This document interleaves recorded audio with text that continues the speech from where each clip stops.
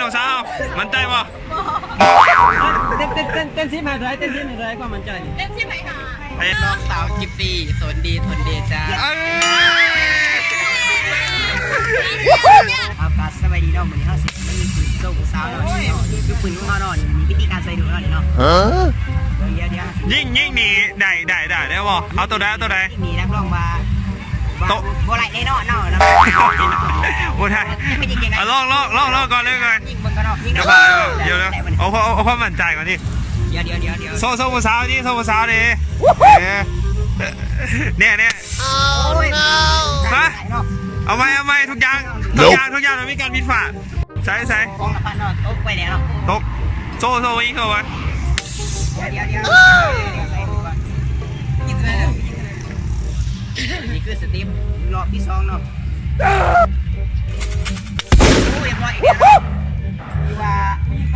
รอบนี้เขาจะสารอบนี้เขาจะพาบีบเดี๋ยวเบิร์มูเห็นนะ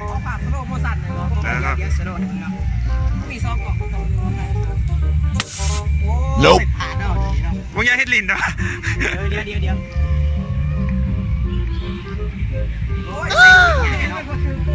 จักลูกกันนี่ดูลูกสุดท้ายเนาะ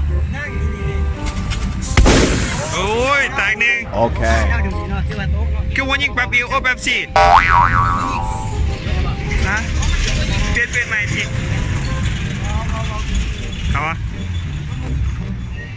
ให้ผู้สาวยิงอีกทีนี่ผู้สาวเนาะผู้สาวยิงอีกทีผู้สาวผู้สาวซื้อยังผู้สาวซื้อยังฮะกิฟซี่กิฟซี่อะไร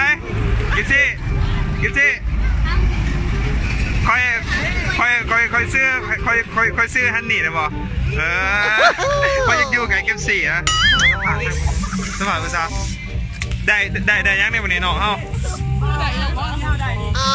แล้วเมื่อกี้จะป้อง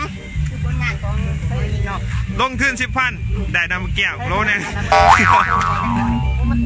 ดีใจดิแจก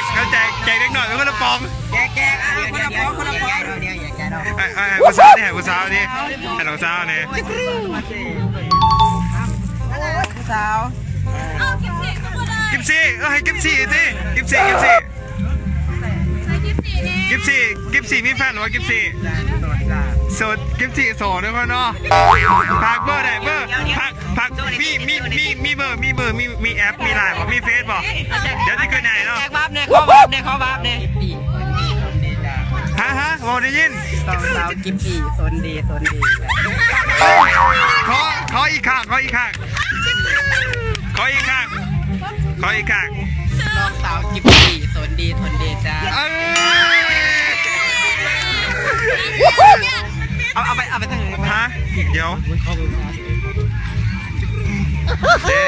น้องเคยนะไปค่ะโอ้ยเอาตัวนี้นะเอาตัวนี้น่าจะจ่ายไหมเราจะจ่ายหาดอกเขาเนี่ย3 ดอกเขาเนี่ย3 ดอกหาบอ3 ดอก10เขาเนี่ยบอเฮ้ยว่า3 ดอกหาเนี่ยไปเอา6มี10,000โจเบิร์ดเอาคนละดอกเอาให้กิฟซี่ยังเฟสให้กิฟซี่ให้กิฟซี่ให้กิฟซี่ให้คนละดอก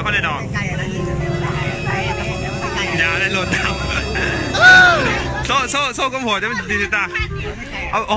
6 อันเดี๋ยวคนละเอาด้วยวิธีการสาดโซ่สาธิตเดี๋ยวล้นไปก่อนโซเต้วิธีสาดโซ่ไว้นะ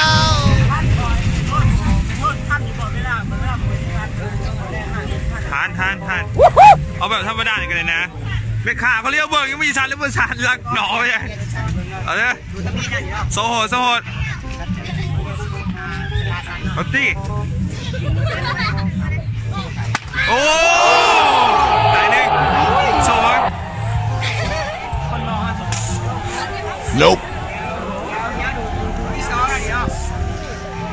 เดินซอดิเอาเนาะโอ้บอกกูขี่เงย เอาไว้โอ้ยเย็นเค เชฟบ่ายกูเนี่ย2 อันให้กิฟซี่ซัดเดี๋ยวให้กิฟซี่เดี๋ยวให้น้องกิฟซี่เขาซัดจะไว้เลย เดี๋ยว ให้กิฟซี่ก็เป็นกำลังใจเหรอเนี่ยจะเย็นเที่ยววะนะ no no no no โอ้ยพ่อแม่กิฟซี่ฮันนี่มึงอย่าเอาไหมกิฟซี่ไหมโอ้ยกิฟซี่ฮันนี่มึงอย่าผิดพลาดกิฟซี่โอ้ยกิฟซี่จับไปแตกแน่เนาะเอาให้น้องสาวครับให้น้องสาวสั่นนี่ให้น้องสาวสั่นนะน้องสาว เขาเหม็นใช่ไหม เอาความมั่นใจดิน้องสาวมั่นใจป่ะ เต้นซิมาด้วยเต้นซิมาด้วยความมั่นใจ ไปหาไปเอาดิโอ้ยมันแตกเบิร์ดหรอบอเบิร์ดพ่อเงินเบิร์ดอ่ะจ่ายไหม เอาใจไหม เงินกูอีกแล้วก็เนาะไม่อยากจะบอกนะเงินเท่า ถือกล่องไง พี่แมทไม่ต้องให้ ตอนนี้สปอนเซอร์เขากำลังจ่ายเงินเนาะหากเราเห็นเงินเนาะชุกรู เรื่องนี้เอาไงก็ต้องไปอยากให้เห็น อันก่อนสิกราฟกับสิพาทุกคนงานหลอกกันเนาะไปเลย เดี๋ยวผมมาสิพาไปเบิ่ง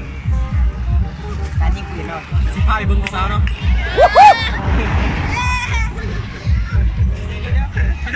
มีพอ เดี๋ยวจอยถึกเอาพี่ไว้พี่ ไปเดี๋ยวยังถามเนาะ โลน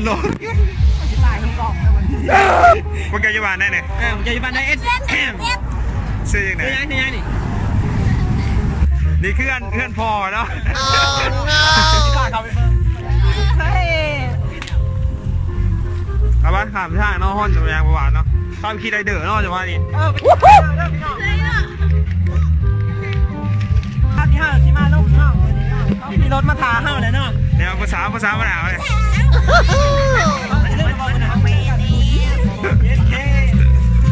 ภาษาเซ่เนี่ย ไอ้กล้องเนาะวันนี้มีผู้สาวคนนึงไอ้กล้องเนาะ ภาษาจะมีผัวหรอวะไม่ได้ผัววะ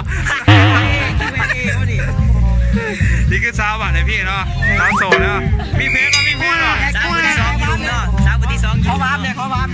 เฟซนี่ยัง จะเบิ่งก่อนก็ได้ขอวาม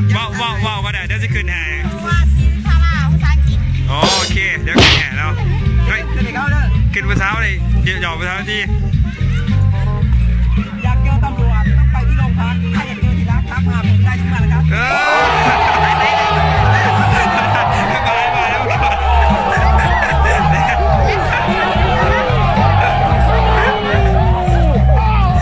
เดี๋ยวภาษาไม่อ่านวะภาษาไม่เอาไปขี่อะไรเด้อเว้ยเอาไปจะขี่ไปเกี่ยวเหรอ ยีนั่น เดี๋ยวเราแจ้งเสื้อไปกับพวกเก่าเสื้อเองนี่ สินัด